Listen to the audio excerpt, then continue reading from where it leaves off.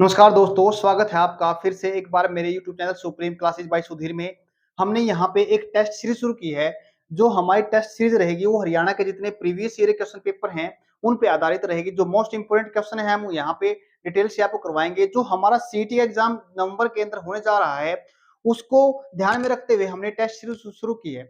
इसमें आपको एक या दो क्वेश्चन या 2 दिन क्वेश्चन आपको हर रोज या दूसरे दिन करवाए जाएंगे, ताकि एक आपकी अच्छी बेहतरीन समझ बने और आने वाले जो एग्जाम के अंदर एक अच्छा रिस्पॉन्स, एक अच्छा मतलब आउटपुट निकले आपके लिए। तो हमारा जो पहला क्वेश्चन है आज के लिए ये रहेगा, संविधान संशोधन किस अनुच्छेद के तहत आता है। कई बार ये क्वेश्चन हमारे एग्जाम के अंदर पूछा गया है। बहुत से ऐसे एग्जाम हुए जिनमें क्या है, बार बार क्वेश्चन पूछा जाता है। तो संविधान संशोधन किस अनुच्छेद के तहत आता है, क्वेश्चन है हमारा आर्टिकल 324 के तहत, आर्टिकल 123 के तहत, आर्टिकल 368 के तहत या कोई नहीं। जो संविधान संशोधन की प्रक्रिया है वो हमारी किसके तहत आती है, आर्टिकल 368 के अंदर, यानी 368 के तहत जो संविधान संशोधन की प्रक्रिया है वो हमारी 368 के तहत आती है। जो संविधान संशोधन की प्रक्रिया होती क्या है, देखो सबसे पहले हम इसको समझते हैं। संविधान संशोधन की प्रक्रिया होती क्या है, ये संविधान संशोधन होता क्या है। संविधान संशोधन का मतलब होता है संविधान के अंदर कोई चीज जोड़ देना, कोई चीज घटा देना या किस चीज के अंदर बदलाव कर देना। ये होता है हमारा संविधान संशोधन की प्रक्रिया। संविधान संशोधन की जो प्रक्रिया होती है वो कहां पे लाई जा सकती है, संविधान संशोधन की प्रक्रिया होती है हमारी केवल और केवल जो पार्लियामेंट या फिर संसद के अंदर लाई जा सकती है, न कि किसी राज्य की विधानसभा के अंदर। संविधान संशोधन को जो पावर होती है संशोधन करने की वो पार्लियामेंट के अंदर होती है, न कि किसी राज्य की विधानसभा के अंदर। अब देखते हैं, जो आर्टिकल 301 68 होता है वो हमारा किसके तहत आता है, वो हमारा जो पार्ट है यदि भाग है 20 के तहत आता है। संविधान संशोधन के बारे में देखा क्या, जोड़ना या कुछ चीज घटा देना या बदलाव कर देना। देखो, फिर हमारे पास जब संविधान संशोधन करते हैं तो हमारे सामने क्वेश्चन आता है। क्या क्वेश्चन आता है कि संविधान संशोधन जो किया जाता है वो किसका किया जाता है। क्या हम सारे सारे सारे के जो सारा संविधान है हमारा उसके अंदर संशोधन कर सकते हैं, बिल्कुल भी नहीं कर सकते। जो संविधान संशोधन जब करते हैं तो हमारे को एक चीज ध्यान करनी पड़ती है, वो है हमारा बेसिक स्ट्रक्चर। क्या है, संविधान संशोधन जब करते हैं पार्लियामेंट उस टाइम पे हमारे को जरूरत होती है किस चीज की, हमारे को बेसिक स्ट्रक्चर की। बेसिक स्ट्रक्चर क्या होता है, संविधान के अंदर बेसिक स्ट्रक्चर होता है वो हमारा 1973 के अंदर आया था। जो केशवानंदन भारती केस था, इसके अंदर कितने थे, इसके अंदर 13 जज बैठे थे। कितने, 13 जज बैठे थे इसके अंदर, 13 जज बैठे थे। 13 में से 7 ने तो फेवर में वोटिंग की थी, 7 ने तो फेवर में और 6 ने इन फेवर में, यानी इसके पक्ष में कितने वोट पड़े थे, 7। तो इसका मतलब जो हमारा जो बेसिक स्ट्रक्चर है ये कब निकल के आया था, 1973 के अंदर निकल के आया था। इसका मतलब क्या होता है, पार्लियामेंट जब चाहे संविधान संशोधन कर सकती है, लेकिन उसको ध्यान करना पड़ेगा बेसिक स्ट्रक्चर का। यानी वो बेसिक स्ट्रक्चर के अंदर संविधान में संशोधन नहीं कर सकती। ये हमारा 1973 में आया था केशवानंदन भारती केस के अंदर। अब हम पढ़ते हैं, क्या जो संविधान संशोधन की जो प्रक्रिया है वो कहां पे लेके आते हैं, पार्लियामेंट के अंदर, न कि किसी राज्य की विधानसभा के अंदर। अब जब राज्य में सॉरी जब अब पार्लियामेंट के अंदर संविधान संशोधन की प्रक्रिया आती है तो किस सदन में आती है, वो हमारी जो संविधान संशोधन की प्रक्रिया है वो संसद के किसी भी सदन में आ सकती है, चाहे तो वो लोकसभा है या फिर राज्यसभा है। अब मान लेते हैं कोई भी, जब संविधान संशोधन की प्रक्रिया शुरू होती है तो जो प्रस्ताव होता है हमारे पास, क्या जो वो प्रस्ताव होता है वो कहां पे आता है, प्रस्ताव होता है संसद के अंदर, किसी भी सदन के अंदर। जब संविधान संशोधन किया जाता है वो प्रस्ताव आता है, प्रस्ताव हमेशा किसके रूप में आता है, बिल के रूप में आता है। किसके रूप में आता है, संविधान संशोधन की जो प्रक्रिया शुरू होती है सबसे पहले जो प्रस्ताव होता है वो हमारा बिल के रूप में आता है। अब ये जो बिल होता है ये हमारा पब्लिक बिल होता है और प्राइवेट बिल होता है। अब ये पब्लिक बिल और प्राइवेट बिल क्या होता है, जो पब्लिक बिल होता है हमारा, जैसे हमारा जो फाइनेंस मिनिस्टर है, क्या है, जो हमारा फाइनेंस मिनिस्टर है, अगर फाइनेंस से संबंधित कोई बिल आता है वो फाइनेंस मिनिस्टर लेके आता है तो वो हमारा पब्लिक बिल बोला जाएगा। या फिर जो हमारा डिफेंस से संबंधित कोई बिल लेके आना है, अगर उसको डिफेंस मिनिस्टर लेके आता है तो वो हमारा कौन सा बिल होता है, पब्लिक बिल होता है। क्या होता है, वो पब्लिक बिल होता है। अब प्राइवेट बिल क्या होता है, प्राइवेट बिल वो होता है अगर मान लेते हैं फाइनेंस मिनिस्टर से कोई अलग फाइनेंस से संबंधित बिल लेके आए। दोबारा सुनो, अगर फाइनेंस से संबंधित कोई बिल अदर देन मिनिस्टर लेके आए, उसको फाइनेंस मिनिस्टर नहीं लेके आया, उसको कोई अदर देन यानी कोई दूसरा मेंबर पार्लियामेंट का क्या लेकर, पार्लियामेंट के अंदर दूसरा मेंबर बिल को लेके आ रहा है तो उसको बोलते हैं हमें प्राइवेट मेंबर बिल। अब जब वो कोई भी बिल क्या है सदन के अंदर आ गया, अब क्या हो गया, वो दोनों सदनों में आने के बाद क्या हो गया, पास हो गया। पास होने के बाद क्या होता है, वो प्रेसिडेंट के पास आता है, क्या है, पास होने के बाद वो प्रेसिडेंट के पास आता है, राष्ट्रपति के पास आता है। राष्ट्रपति क्या देता है उस पर, सहमति, क्या देता है उस पर, राष्ट्रपति सहमति देता है। जैसे ही राष्ट्रपति उस पर सहमति देता है, सहमति देने के बाद ही वो क्या बन जाता है अपने पास बिल से, क्या बन जाता है वो एक्ट। फिर उसको बोलते हैं हमें संवैधानिक संशोधन अधिनियम। क्या बोला जाएगा, जैसे ही राष्ट्रपति उस पर अपनी सहमति देता है तो वो बन जाएगा अपना संवैधानिक संशोधन बिल से क्या बनेगा, वो अधिनियम बन जाएगा, अब ये एक्ट बन जाएगा। अब हमने एक चीज देखी विशेष बहुमत, क्या, अब हम एक चीज देखते हैं विशेष बहुमत। विशेष बहुमत का मतलब क्या होता है, संसद के अंदर किसी भी सदन, लोकसभा हो या राज्यसभा हो, किसी भी सदन के अंदर 2/3, देखो क्या 2/3 मेंबर क्या करते हैं, उस बिल को पास कर देते हैं। क्या करते हैं, 2/3 मेंबर उसको पास कर देते हैं, तो वो क्या होता है विशेष बहुमत। अब देखते हैं विशेष बहुमत, जो बहुमत होता है वो कितने बार का होता है, एक तो होता है विशेष बहुमत, एक होता है विशेष बहुमत प्लस आधे राज्यों की सहमति।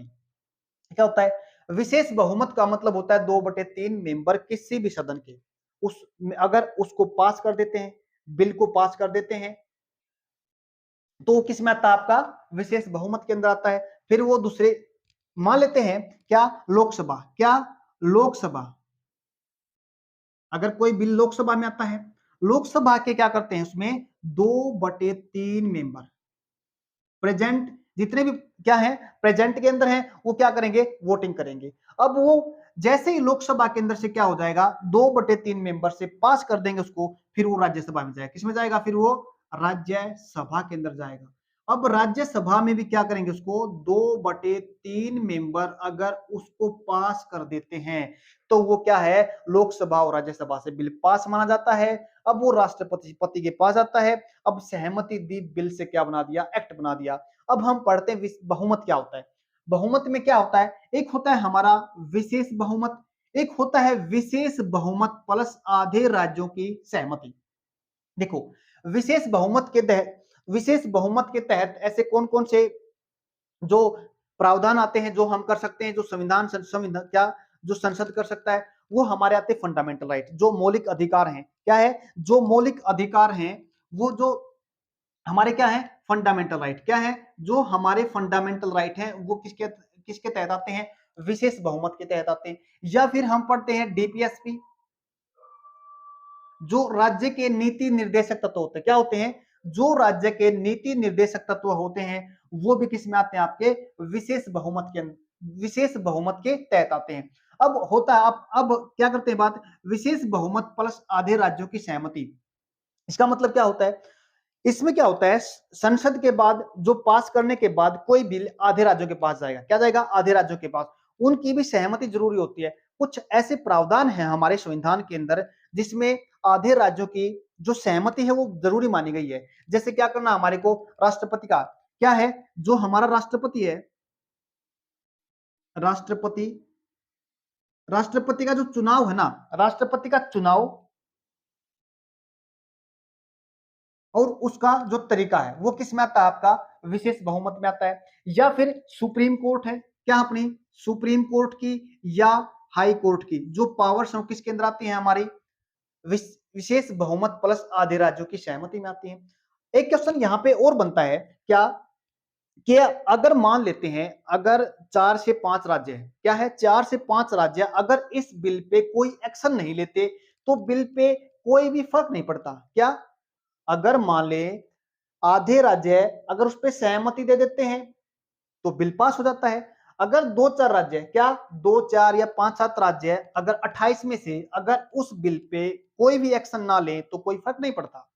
बिल सिर्फ और सिर्फ 14 राज्यों के द्वारा पास होना या रेक्टिफिकेशन या फिर सहमति जरूरी होती है। इसके लिए फिर एक क्वेश्चन और बनता है, ये टाइम होता है जो सहमति देने का, क्या ये टाइम हमारा जो सहमति देने का है ये फिक्स है? नहीं, इसके लिए भी कोई प्रावधान नहीं। इसमें कोई प्रावधान नहीं है कि इतने टाइम के अंदर राज्यों को सहमति देना जरूरी होता है। अब फिर ये तो हमने देखा विशेष बहुमत प्लस आधे राज्यों की। अगर मान लेते हैं जो हमारे क्या एक और क्या था, और इसमें क्या आते हैं हमारे पास, जैसे हमारी न्यायपालिका है, न्यायपालिका देख लिया, सुप्रीम कोर्ट आता है, हाई कोर्ट आता है इसके अंदर। फिर उसके बाद आता है हमारी कार्यपालिका, क्या, कार्यपालिका और विधान पालिका, विधान पालिका। अगर इनकी शक्ति को बढ़ाना है, क्या, कार्यपालिका और विधान पालिका की शक्ति को बढ़ाना है, तो भी हमारे को विशेष बहुमत प्लस आधे राज्यों की सहमति चाहिएगी। अगर देखा जाए जो हमारा 7th शेड्यूल्ड है, 7वीं जो अनुसूची है, उसके अंदर शक्तियों का बंटवारा है।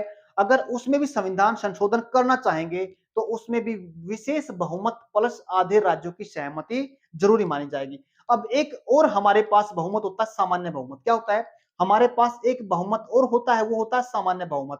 यानी किसी भी सदन के जो सदस्य होते हैं उस बिल को 1/3 जो मेंबर्स होते हैं उसको पास कर देते हैं। पास करने के बाद एक सदन से दूसरे सदन में जाता है। अगर दोनों सदनों में पास हो जाता है फिर वो राष्ट्रपति की सहमति के पास जाता है। सहमति के बाद क्या बन जाता है, वो सहमति के बाद क्या बन जाता है, वो बिल से एक्ट बन जाता है। अब एक चीज और है, जो हमारा सामान्य बहुमत से पास हुआ जो बिल है, वो जो एक्ट बनता है वो हमारा एक्ट आर्टिकल 368 के दायरे में नहीं आता। आर्टिकल 368 के दायरे में नहीं आता। हम उसको संवैधानिक संशोधन 368 के दायरे में नहीं मानेंगे। ये हमारा किसमें, सामान्य बहुमत में। अब क्या है, जो संविधान संशोधन सिर्फ और सिर्फ विशेष बहुमत, विशेष बहुमत प्लस आधे राज्यों की सहमति से पास हुआ बिल ही क्या बोला जाएगा, संवैधानिक संशोधन बिल बोला जाएगा, जो आर्टिकल 368 के तहत आएगा। अब मान लेते हैं सामान्य बहुमत के में, क्या, सामान्य बहुमत के तहत अगर किसी बात को लेके सहमति नहीं बनती सदनों में, तो क्या है, हमारे राष्ट्रपति के पास क्या है, आर्टिकल 108, क्या, आर्टिकल 108 के तहत ज्वाइंट सिटिंग यानी संयुक्त बैठक का हमारे अंदर प्रावधान है। वो क्या कर सकता है, राष्ट्रपति इसके लिए संयुक्त बैठक बुला सकता है। क्या बुला सकता है, उसके लिए संयुक्त बैठक बुला सकता है। लेकिन संयुक्त बैठक विशेष बहुमत और विशेष बहुमत प्लस आधे राज्यों की सहमति वाला जो बहुमत होगा उसके दायरे में नहीं आती। ये सिर्फ और सिर्फ आर्टिकल 108 किस में आएगा, सामान्य बहुमत में आएगा।